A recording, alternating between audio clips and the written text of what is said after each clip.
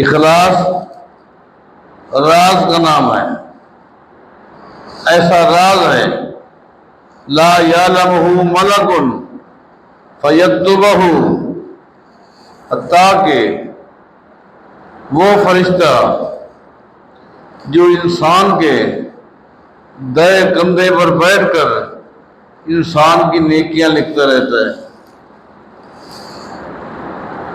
وہ بھی نہیں جانتا اخلاص کو، وہ بھی نہیں جانتا۔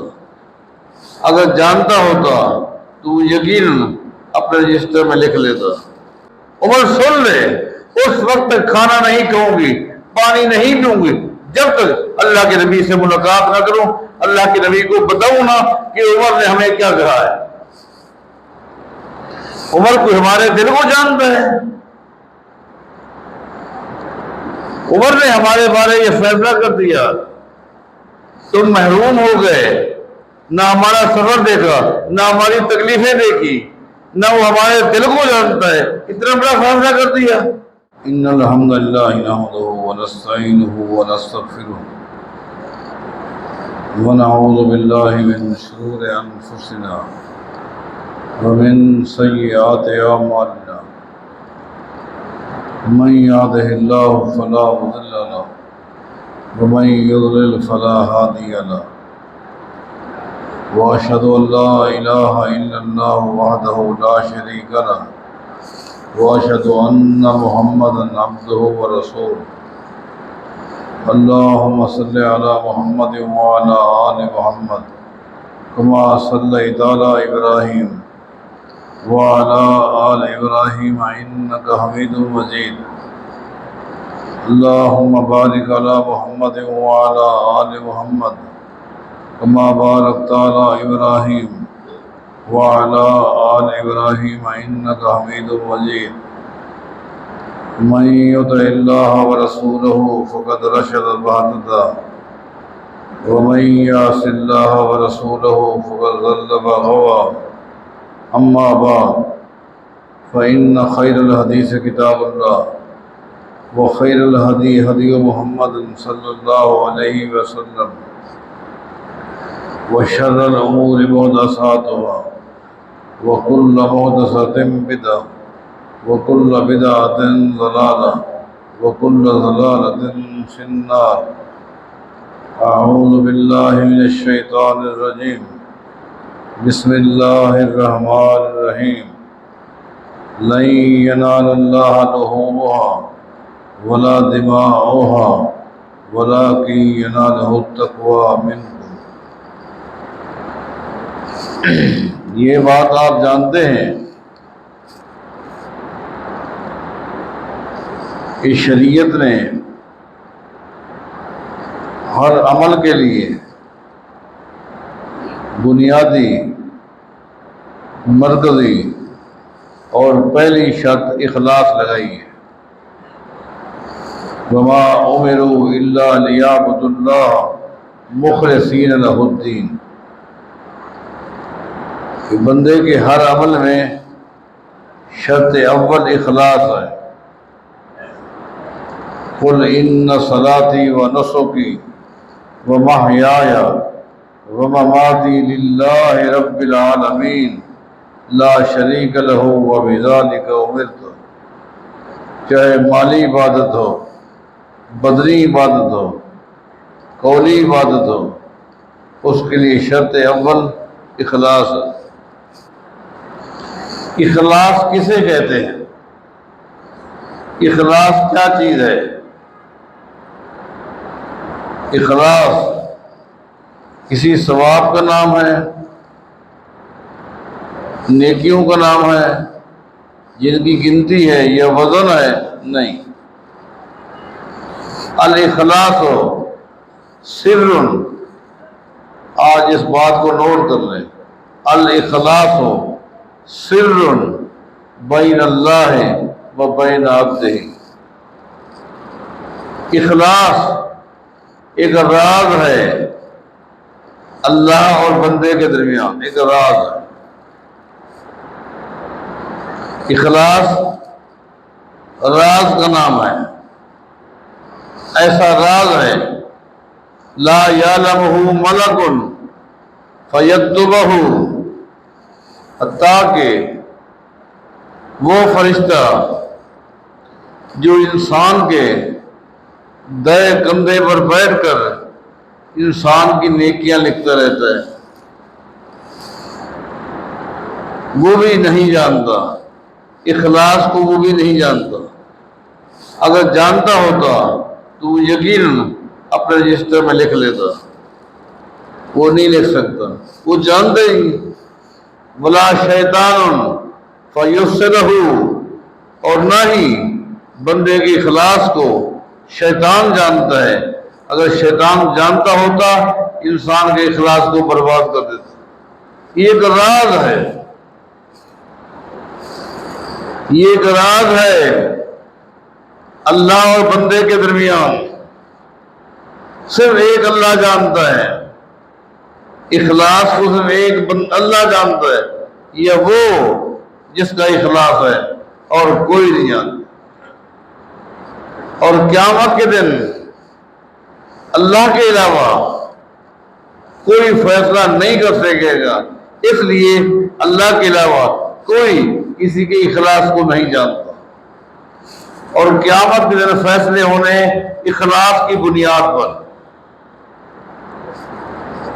یہی وجہ ہے قیامت کے دن کسی کا فیصلہ اللہ کے علاوہ کوئی نہیں کر سکے گا، نہ کوئی فرشتہ کر سکے گا، نہ کوئی نبی کر سکے گا۔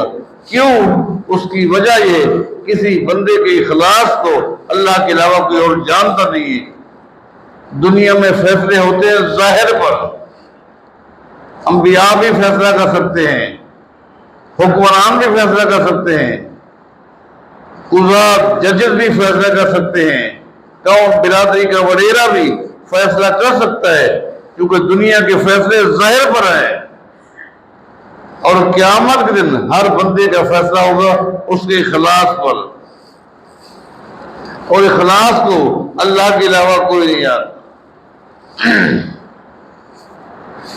اس کی مثال آپ یوں سمجھیں، صحیح بخاری میں آتا ہے نبی علیہ الصلوۃ والسلام نے جب صحابہ کرام کو حکم دیا ہجرت کا، صحابہ کرام سارے کے سارے مکہ سے ہجرت کر کے مدینہ چلے گئے۔ مدینہ پہنچ کر نبی علیہ الصلوۃ والسلام نے پیغام بھیجا، اس قافلے کو، ان صحابہ کرام کو جو نبی علیہ السلام کے حکم پر مکہ سے حبشہ چلے گئے تھے، کہ تم اب مدینہ آ جاؤ۔ انہوں نے وہاں سے سفر شروع کر دیا۔ ابھی وہ مدینہ پہنچے نہیں تھے کہ قرآن کریم کی آیت نازل ہو گئی، والسابقون الاولون من المہاجرین والانصار والذین اتبعوہم بإحسان۔ اللہ تعالیٰ نے فرمایا کہ اے میرے پیغمبر صلی اللہ علیہ وسلم، مکہ سے ہجرت کر کے جو لوگ مدینے آ گئے ہیں یہ سابقون ہیں، یہ سابقون ہیں۔ ان سابقون کا آپ کی امت میں کوئی مقابلہ نہیں کر سکتا، یہ سبقت لے گئے۔ والسابقون الاولون من المہاجرین والانصار، یہ السابقون المہاجرون ہیں اور وہ انصار ہیں۔ مقام لے گئے، فضیلت لے گئے، برتری لے گئے۔ اب یہ قرآن نازل ہو چکا تھا، اس آیت کے نزول کے بعد حبشہ سے آنے والے مدینہ پہنچے۔ اس قافلے میں سیدہ اسماء بنت عمیس رضی اللہ تعالیٰ عنہ بھی ہیں، ان کے خاوند جعفر طیار رضی اللہ تعالیٰ عنہ وہ بھی ہیں۔ مدینہ پہنچے، ایک دن سیدہ اسماء بنت عمیس رضی اللہ تعالیٰ عنہ ملاقات کرنے کے لیے اپنی سہیلی کے گھر گئی۔ اسماء بنت عمیس کی سہیلی کا نام سیدہ حفصہ ہے رضی اللہ تعالیٰ عنہ، جو نبی علیہ السلام کی بیوی ہے، ام المؤمنین ہے، اور سیدنا عمر بن خطاب کی بیٹی ہیں۔ دوستانہ ماحول تھا۔ ان کے گھر گئی، ان کے گھر بیٹھی تھی، اتنے میں سیدنا عمر بن خطاب رضی اللہ تعالیٰ عنہ اپنی بیٹی سیدہ حفصہ رضی اللہ تعالیٰ عنہ کو ملنے کے لیے وہاں گئے، اور اسماء بنت امیس وہاں بیٹھی ہوئی تھی۔ سیدنا عمر نے سیدہ حفصہ سے پوچھا، یہ خاتون کون ہے؟ یہ کون ہے؟ سیدہ حفصہ نے بتایا، یہ اسماء بنت امیس ہیں۔ سیدنا عمر نے کہا، اچھا، احبشیۃ ہذہ بحریۃ ہذہ، اچھا یہ حبشیہ ہے، یہ بحریہ ہے، اچھا یہ وہ خاتون ہیں جو حبشہ سے ہجرت کر کے آئی ہیں۔ سید اسماء نے کہا، جی ہاں عمر، ہم وہاں سے یہاں آئے ہیں۔ سید عمر نے کہا، نصیب کی بات ہے، مقدر کی بات ہے، اللہ کے فیصلے ہیں۔ تمہارے آنے سے چند دن پہلے قرآن نازل ہو گیا ہے، اب تم السابقون المہاجرین میں شامل نہیں ہو۔ اس آیت کے نزول سے پہلے جو لوگ ہجرت کر کے مدینہ آ گئے ہیں وہ السابقون الاولون میں ہیں۔ تم لیٹ پہنچی ہو، اس اعزاز سے تم محروم ہو گئی، اس ثواب سے، اس فضیلت سے تم محروم ہو گئی۔ السابقون کا ایک مقام ہے اور قیامت تک رہے گا جو تمہیں نہیں مل سکا۔ سیدہ اسماء رونے لگ گئی اور کہتی ہیں، عمر کاش تو میرا دل چیر کے دیکھ، کاش تو میرے اندر کی کیفیت کو جانتا ہوتا، میرے دل کی کیفیت کو اللہ کے علاوہ کوئی نہیں جانتا۔ یہ ہے اخلاص، اللہ کے علاوہ کوئی نہیں جانتا۔ یہ فیصلے ہوئے قیامت کے دن۔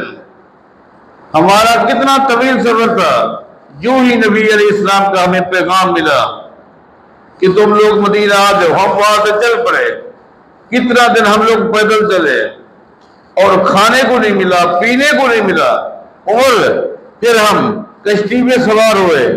کتنا لمبا، کتنے دن ہم سفر کرتے رہے کشتی میں، اترنے کے بعد پھر کتنا دن ہم پیدل چلتے رہے۔ ہمارے پاؤں میں سوجن آ گئی ہے، چھالے پڑ گئے ہیں۔ عمر تو نے میرا دل دکھا دیا ہے، کاش تجھے پتا ہوتا ہمارے دل کی کیفیت۔ عمر یہ فیصلے مت کر، یہ فیصلے قیامت کے دن ہوں گے۔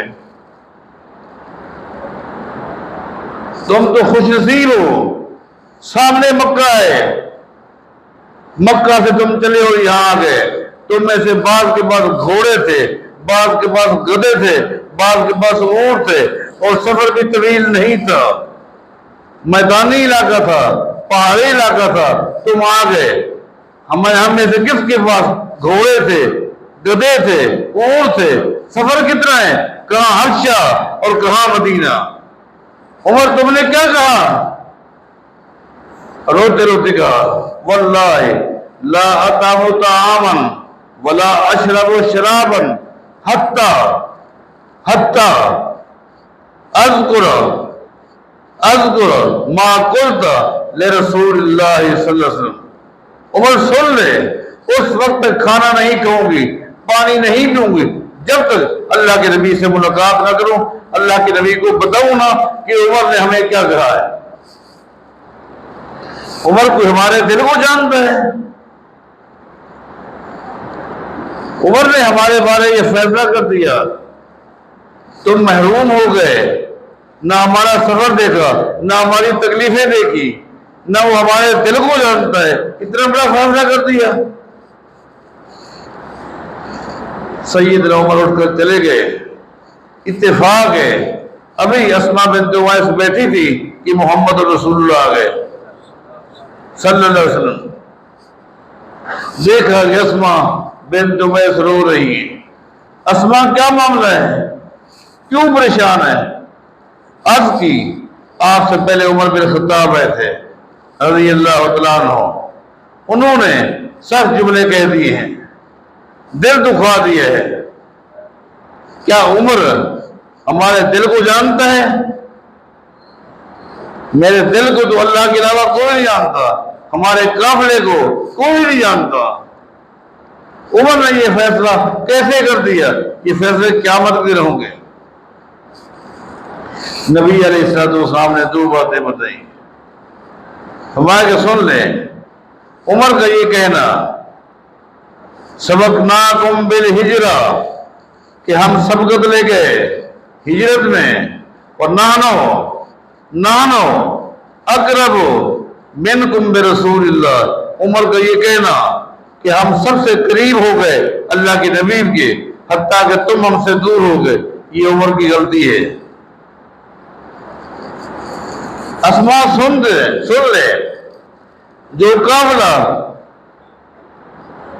میرے حکم پر مکہ سے ہجرت کر کے حبشہ کیا تھا, اور حبشہ سے ہجرت کر کے مدینہ آیا ہے, تو لوگوں کو بتا دو, میں خود بھی منبر پہ بتا دوں گا, مکہ سے مدینہ آنے والوں کو وَلَهُ وَلِأَصْحَابِهِ ہجرۃ وَاحِدَۃ, ان کو ایک ہجرت کا ثواب ملے گا, حبشہ والوں کو 2 ہجرتوں کا ثواب ملے گا.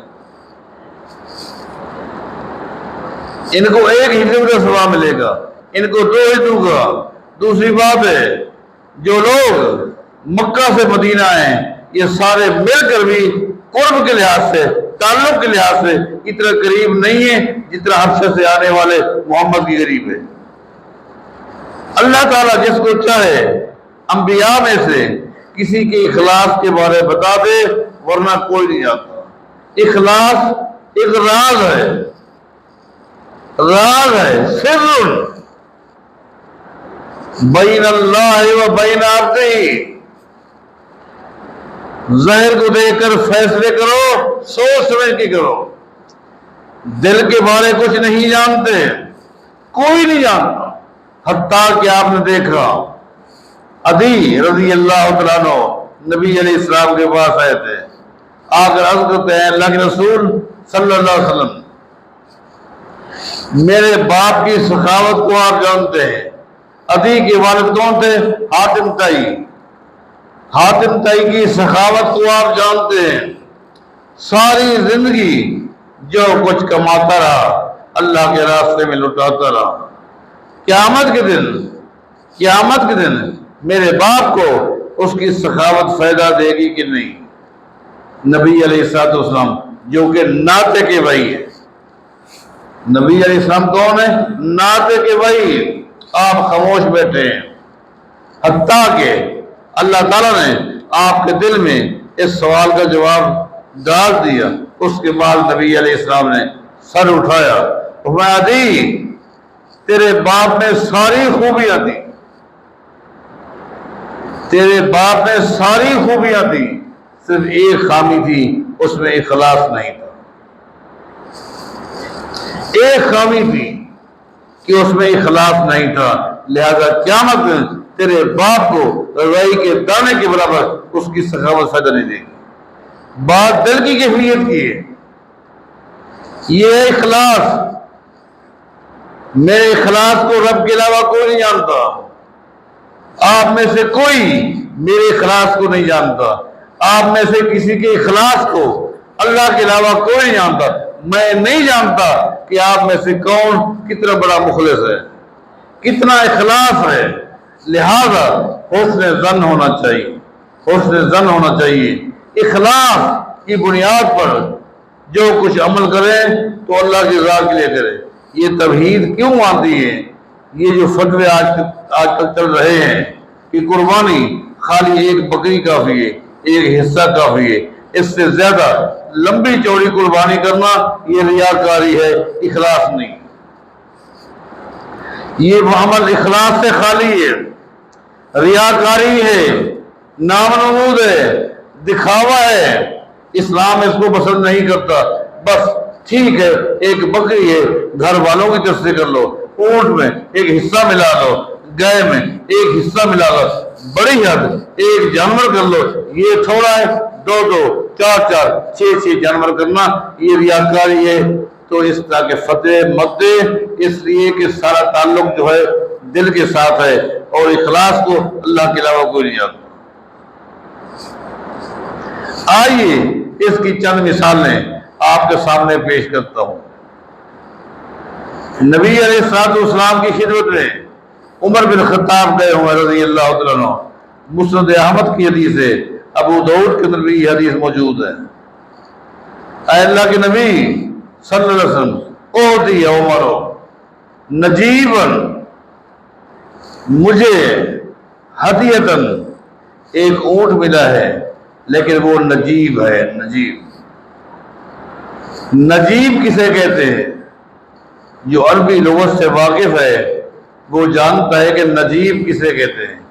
نجیب کہتے ہیں کہ جس کا کوئی مقابل نہ ہو، جس کا کوئی بدل نہ ہو، نسل کے لحاظ سے، صفات کے لحاظ سے، خوبیوں کے لحاظ سے، عظمت کے لحاظ سے، قیمت کے لحاظ سے، جس کا کوئی بدل نہ ہو اسے نجیب کہتے ہیں۔ اپنی مثال آپ کہیں سے مجھے ملا ہے اور میں نے ذہن بنا لیا ہے کہ اسی کی اس سال قربانی کروں گا۔ کسی کو پتا چلا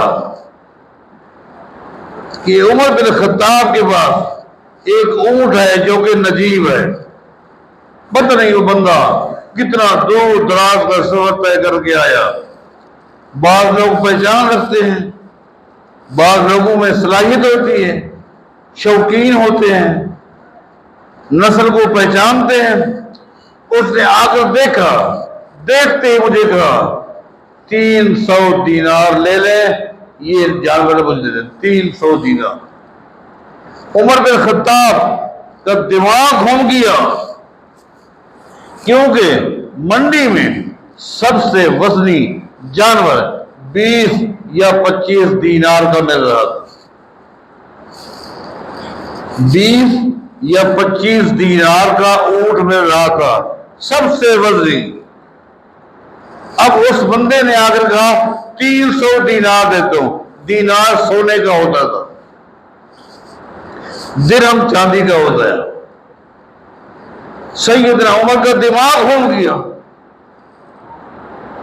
دل میں خیال آیا لمبی چوڑی قربانی کر لوں، پتہ نہیں کہاں کہاں تک گوشت پہنچ جائے گا، کتنے لوگ گوشت کھائیں گے۔ اس کو بیچ کر آرام سے 12 اونٹ خرید سکتا ہوں، لیکن آپ کے پاس آیا ہوں پوچھنے کے لیے، آبی ہوا وہ اشتری پہ سمن ہے بدنن، بدن جمع ہے بدن کی، اگر آپ اجازت دیں، اگر آپ اتفاق کریں تو 300 دینار مل رہے ہیں مجھے، 300 درہم دینار۔ لوگ سن کر حیران ہو گئے، اتنی بڑی قیمت ہے۔ یوں سمجھیں آج ایک گائے 2 3 4 لاکھ کی مل جاتی ہے، جب کوئی ہمیں آ کر بتائے ایک آدمی نے گائے لی 1 کروڑ کی، دماغ گھوم جاتا ہے۔ 1 کروڑ کی بکرا لے لیا 40 لاکھ کا، اونٹ لے لیا 1 کروڑ کا، عقل نہیں مان۔ آپ سے یاد لینے کے لیے آیا ہوں۔ نبی علیہ السلام نے کیا فرمایا؟ فرمایا ہوا تو نے خود نہیں کہا کہ وہ نجیب ہے، تو نے خود نہیں کہا کہ وہ نجیب ہے، مانا اس کا بدل نہیں ہے، اتنی قیمتی چیز ہے، اس کا کوئی بدل ہو نہیں سکتا۔ ان ہرہا عمر، اللہ کے راستے میں بھی قیمتی چیز قربان کرنی چاہیے۔ اللہ کے راستے میں بھی قیمتی چیز قربان کرنی چاہیے. جب اتنا قیمتی ہے اسی کو اللہ کے راستے میں قربان کر. سیدنا عمر نے اسی کو اللہ کے راستے میں قربان کر دیا.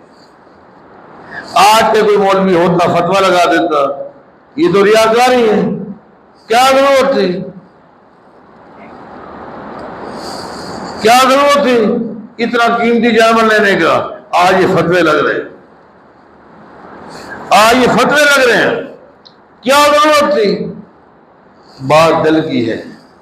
آپ سمجھیں اصل بات اخلاص کی ہے، خرچ کرنے کی نہیں.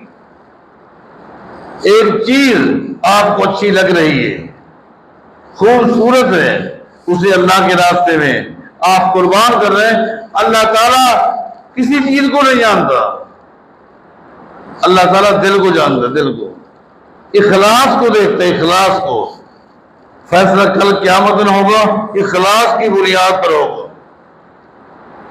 اخلاص کو سمجھیں. یہ کہنا ریاکاری سے بچو، ریاکاری سے بچو اور ایک چھوٹا سا جانور قربان کر دو اور قربانی والے دن باقی تمہارے پاس پیسے ہیں تو وہ غریبوں میں مسکینوں میں تقسیم کر دو. 1000 دیتے جاؤ، 2000 دیتے جاؤ. دیکھیں اس میں کوئی شک نہیں. ان 10 دنوں میں اللہ کے راستے میں جتنا چاہو خرچ کرو، کیونکہ ان دنوں کا کوئی مقابلہ نہیں کر سکتا. نفلی عبادت چاہے نمازیں ہوں، روزے ہوں، صدقہ خیرات ہو، ان دنوں کا مقابلہ نہیں ہے. لیکن سنیے، اگر کوئی شخص قربانی والے دن 1 کروڑ غریبوں میں تقسیم کر دے، یہ میرا فتویٰ نوٹ کرو. قربانی والے دن اگر کوئی شخص 1 کروڑ روپے غریبوں میں مسکینوں میں خرچ کر دے اور یہ سمجھے قربانی کا بدل ہے، اللہ کی قسم قربانی کا بدل نہیں ہو سکتا. قربانی کا کوئی بدل نہیں ہے. اخلاص کی بنیاد پر آپ کوئی بھی عمل کریں، اخلاص کی بنیاد پر ہو. دنیا کچھ بھی کہے، آپ اپنے دل کی کیفیت کو دیکھیں. آپ نے صحیح مسلم کے حوالے سے علماء کرام سے حدیث سنی کہ سید عائشہ رضی اللہ تعالیٰ عنہا نے سال بھر اپنا اونٹ پالا. جو لوگ اونٹ چراتے تھے ان کو دیا، تم میرا اونٹ بھی چراؤ، تمہیں مزدوری دوں گی، اجرت دوں گی. سال بھر اونٹ کو تیار کیا. کیوں؟ تاکہ میں قربانی کروں گی. کسی مفتی نے نہیں کہا کہ آپ اس میں 1 حصہ رکھ لیں، 2 حصے رکھ لیں. نہیں. چند دن باقی تھے کہ کوئی آیا اور اونٹ چرا کے لے گیا. سیدہ عائشہ کا اونٹ گم ہو گیا. اب سیدہ عائشہ پریشان ہے کہ میں نے اس سال اونٹ قربان کرنا تھا لیکن اونٹ غائب ہو گیا. ان کی پریشانی کو دیکھ کر ایک صحابی اپنے گھر سے پیسے لے کر منڈی میں گئے اور ایک بہترین اونٹ لے کر سیدہ عائشہ کے دروازے پر آئے اور کہا یہ اونٹ آپ کو ہدیۃ دیتا ہوں، یہ صدقہ نہیں ہے، یہ ہدیہ ہے. سیدہ عائشہ نے کہا ٹھیک ہے، اس کو اللہ کے راستے میں قربان کرو. جب وہ شخص اونٹ دے کر گیا، شام کو سیدہ عائشہ کا اونٹ بھی مل گیا. اب بعض لوگوں نے کہا آپ کا اونٹ مل گیا ہے، ٹھیک ہے، ان میں سے ایک اونٹ اس سال ذبح کر دیں، اگلا سال اگلا اونٹ ہوگا. سیدہ عائشہ نے کہا نہیں، دونوں اونٹ اس سال ذبح کرو. دونوں اونٹ. مفتیان کو ذرا سوچنا چاہیے فتوے لگانے سے پہلے. ایک حصہ کافی ہے، ایک بکری کافی ہے، اتنا بڑا کسی نے کہا نہیں. فرمایا کہ دونوں اونٹ اللہ کے راستے میں قربان کروں گی. قربانی والے دن سید عائشہ نے دونوں اونٹ نار کروائے اور کہا لوگوں میرے اللہ کے علم میں یہی تھا کہ اس سال عائشہ نے 2 اونٹ ذبح کر دے. بات اخلاص کی ہے. اخلاص بنیاد ہونی چاہیے. لن ینال اللہ لحومها ولا دماؤها ولكن يناله التقوى منكم۔ اللہ کے پاس لوگوں تمہارے جانور کا نہ گوشت پہنچتا ہے نہ خون پہنچتا ہے، بلکہ تمہارا تقوی، تمہارا اخلاص پہنچتا ہے۔ دیکھو دل کی کیفیت کیا ہے۔ ایک صحابی نے نبی علیہ السلام سے پوچھا، کیا فیصلے تو ہو گئے قیامت کے دن، کیا دنیا میں کوئی شخص اپنے اخلاص کے بارے جان سکتا ہے کہ واقعی میرے اندر اخلاص پایا جاتا ہے کہ نہیں؟ آدمی کو پتہ چل سکتا ہے کہ میں کتنا مخلص ہوں، کتنا میرے اندر اخلاص ہے؟ نبی علیہ السلام فرماتے ہیں جی ہاں، آدمی خود اپنے اخلاص کے بارے جان سکتا ہے، کسی اور کے اخلاص کے بارے نہیں، اپنے اخلاص کے بارے جان سکتا ہے۔ کیسے؟ فرمایا اذا سرت کا حسنت کا وساعت کا سیئت کا، جب تو کوئی نیکیاں کرتا ہے اپنی نیکیوں کو دیکھ کر تو خوش ہوتا ہے۔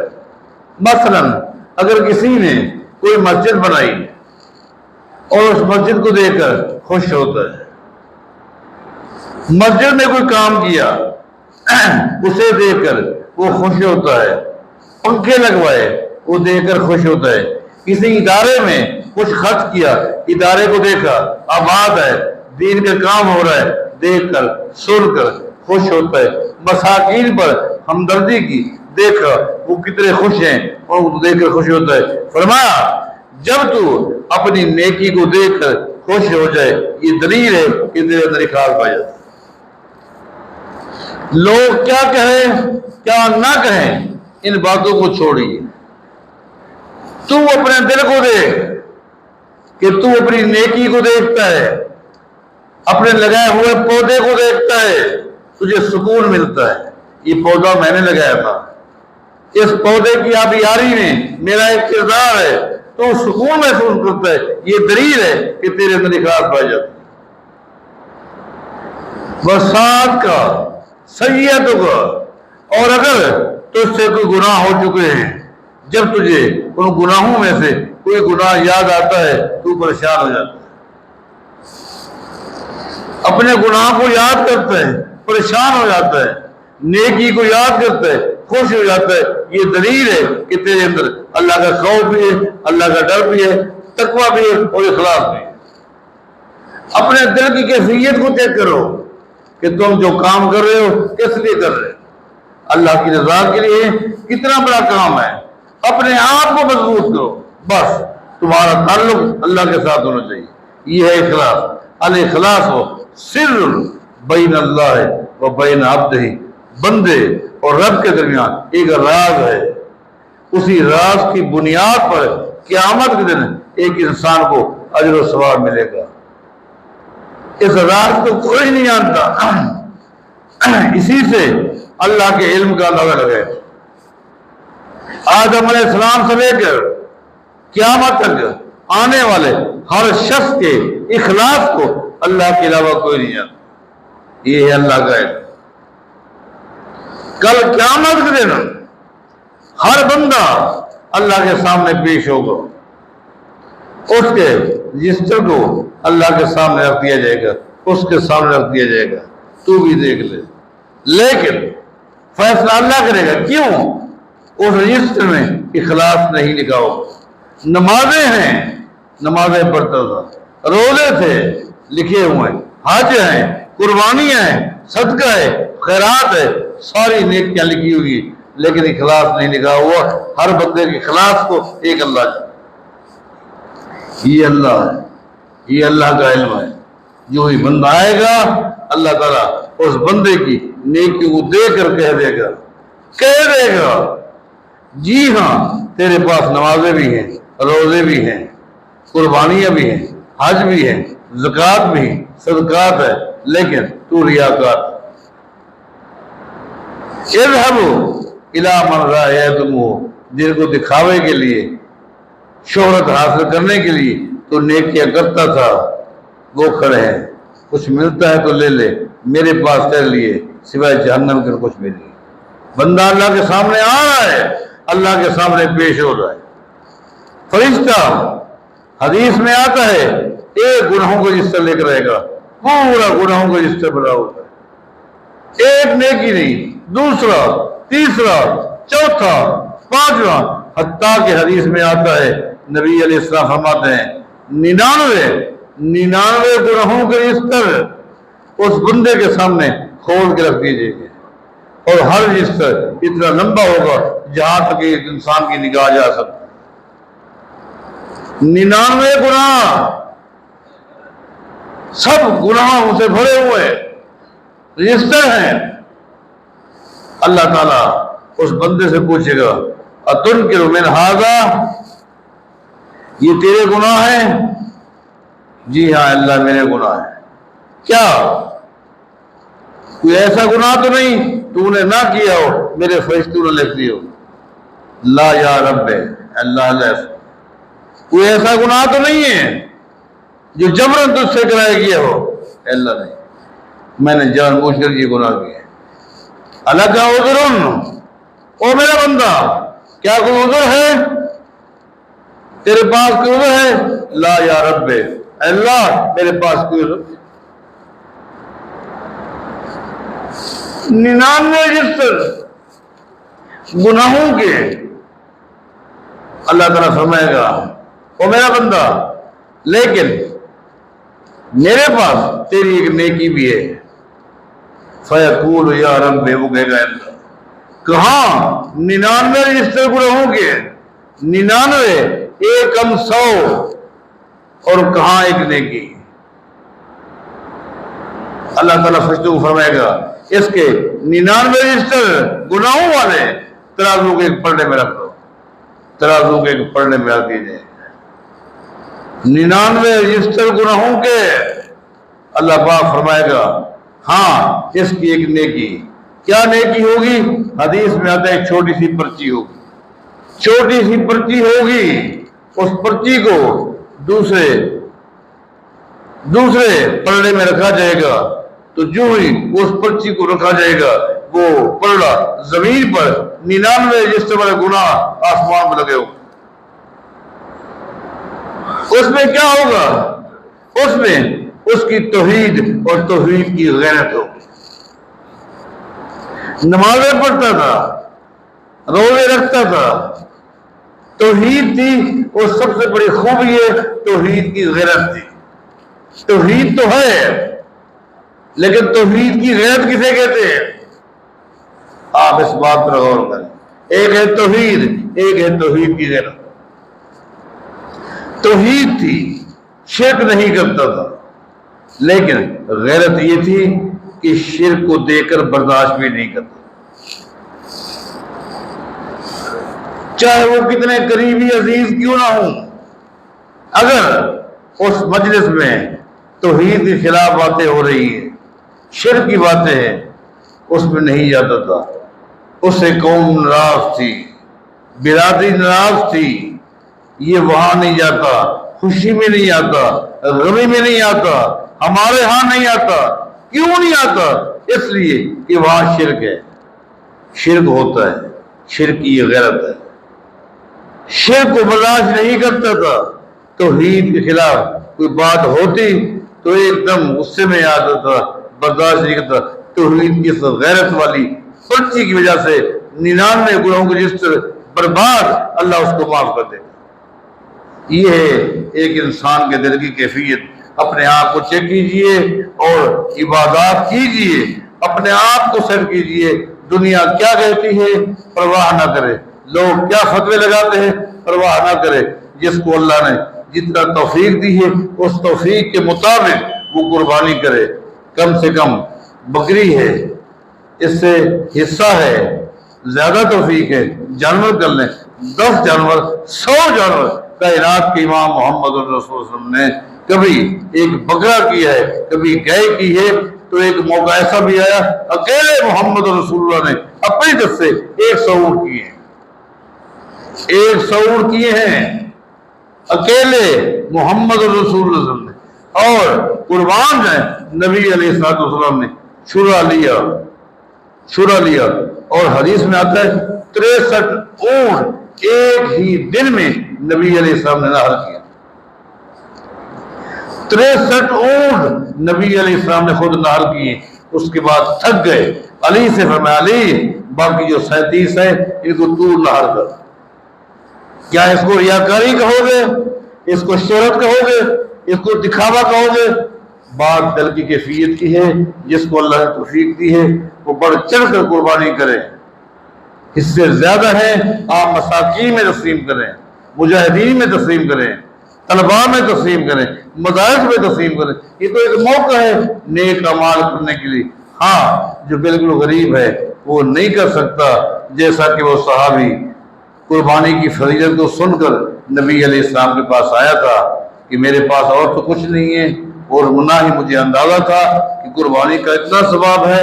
میرے پاس مجھے ایک پڑوسی نے بکری دی ہے دودھ کے لیے، میں دودھ پیتا ہوں، بکری اسی کی ہے، اگر آپ حکم دیں وہ نہر کر دوں، قربان کر دوں، ذبح کر دوں، قربانی کر دوں، اس کے بعد مزدوری کر کے اپنے پڑوسی کو بکری لے کر دوں گا۔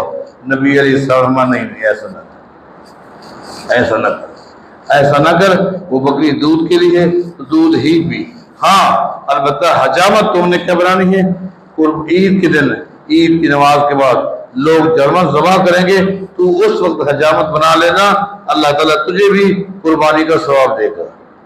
معلوم ہوا جو قربانی کر رہے ہیں انہوں نے تو حجامت کی پابندی کرنی ہی ہے، جو نہیں قربانی کر رہا اگر وہ بھی احتیاط کرے گا اور عید والے دن عید کی نماز کے بعد حجامت بنائے گا تو اس کو بھی اللہ تعالیٰ قربانی کا ثواب دے گا۔ اللہ تعالیٰ ہم سب کو نیک اعمال اور اخلاص نصیب فرمائے۔